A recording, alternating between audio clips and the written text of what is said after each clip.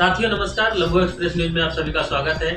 मैं आरजे पटेल। तो आज मेरे साथ खास मेहमान हमारे कार्यालय पे और हमारे ऑफिस में अभी मौजूद है, आप वीडियो में देख सकते हैं। तो हमारे साथ एक खास मेहमान जुड़ चुके हैं, इनसे कुछ बातचीत करते हैं कुछ। और जैसा कि पंचायत चुनाव आने वाला है 2026 में, तो इनकी कहाँ से दावेदारी है और क्या कुछ इनका अभी मन है। अभी युवा है, नया है, अभी सोच अच्छी है, जुनून है, जोश है।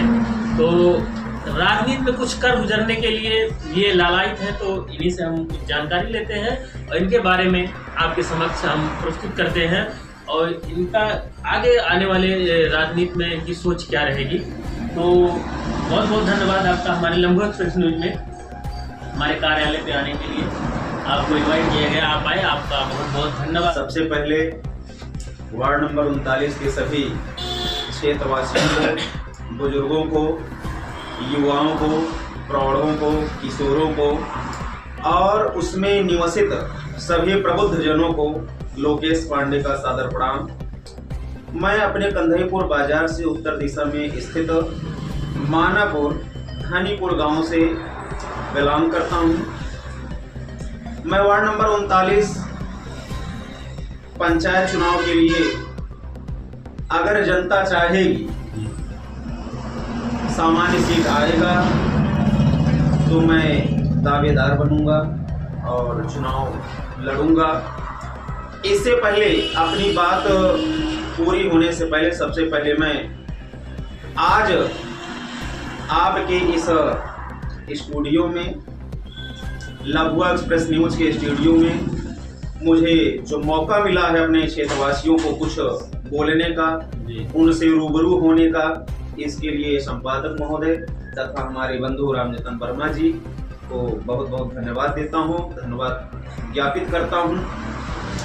साथ ही में जैसे मैं शिक्षा जगत से जुड़ा हुआ हूँ, तो सबसे पहले मैं सभी विद्यार्थियों को आने वाला जो फरवरी मास है, इसमें 18 फरवरी से पेपर होने वाला है जी।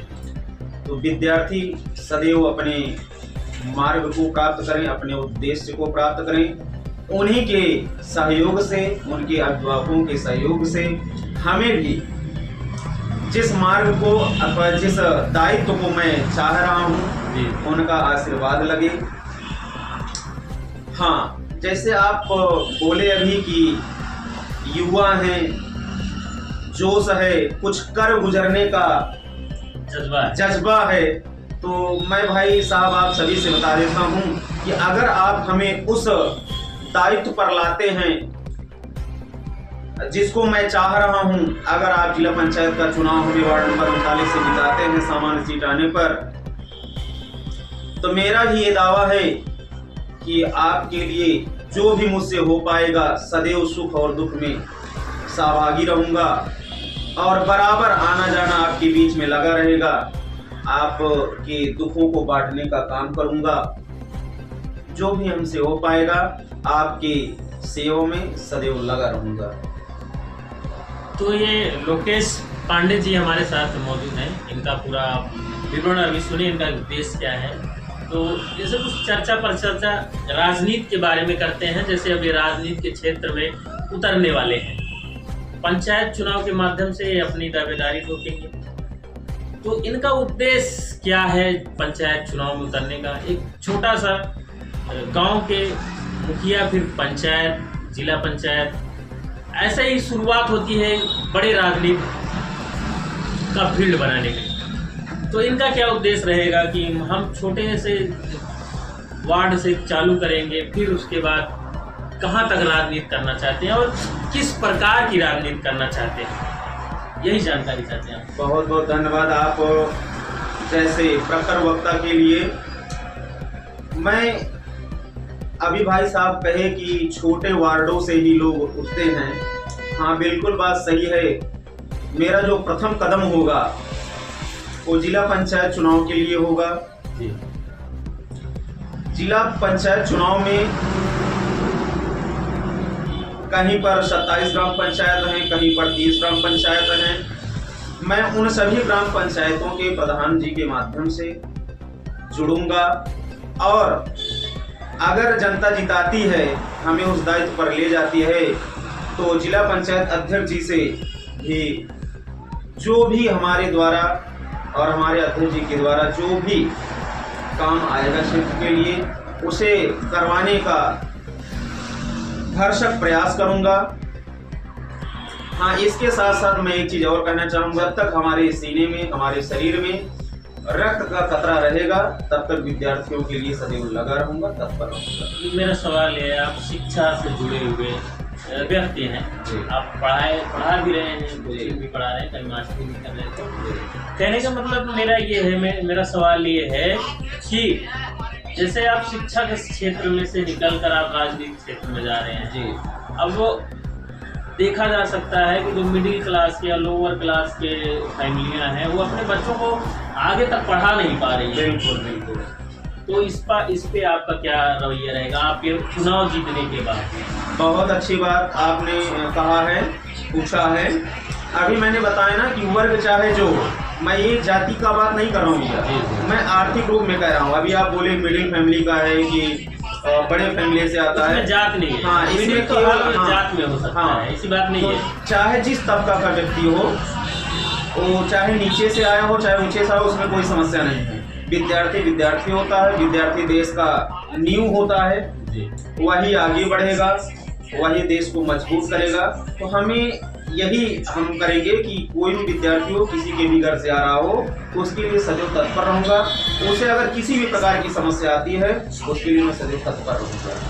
तो ये तो शिक्षा क्षेत्र में हो गया। विकास के कार्यों में, हाँ, विकास के कार्यों में जैसे अभी आप बताया कि ग्राम पंचायतों में जो मुख्य समस्या है वो निकासी और नाली का होता है। जी, इस पे तो जैसे कहीं चक्रोट का झंझट है, कहीं नाली का झंझट, आए दिन घटनाएं होती रहती हैं, मीडिया के माध्यम से तो देख सकते हैं। हाँ, और अगली बात जो है प्रकाश की सुविधा, जैसे जिला पंचायत का या ग्राम पंचायत का कर्तव्य है कि ग्राम सभा सदैव जो है जगमग होना चाहिए और एक ऐसा मापदंड तैयार करना चाहिए जिससे किसी को ये ना कहना पड़े कि मेरे ग्राम पंचायत में विकास नहीं हुआ है या मेरे क्षेत्र में विकास नहीं हुआ है। हाँ, आपको मैं टोकना चाहता हूँ, आपके सवाल पूछना चाहता था। एक सवाल अहम सवाल मेरा ये है, पंचायत चुनाव, वार्ड का जो जिला अध्यक्ष होता है पंचायत का, जो यहाँ वार्ड से चुन कर जाते हैं जो भी पंचायत सदस्य, वो एक बार जब जीत के चले जाते हैं अपने क्षेत्र में, फिर दोबारा नहीं दिखाई देते। उनको जो मिलना है वो मिल जाता है, अपने आसपास पड़ोस में सारा विकास जो करना है उनको कर देते हैं। पंचायत चुनाव में यही देखा गया है वार्ड वाले में, तो जितना लगभग रहता है कि वो अपने मतलब विकास वाला कोई नाम नहीं है, एक बार हो गया तो हो गया। तो मैं तो हमेशा यही दर्शकों से कहना चाहूँगा, क्षेत्रवासियों से कहना चाहूँगा कि आप उसी प्रत्याशी को अपना नेता बनाइए जो आपके बीच पहुंच पाए, वो चाहे जीतने के बाद चाहे हारने के बाद।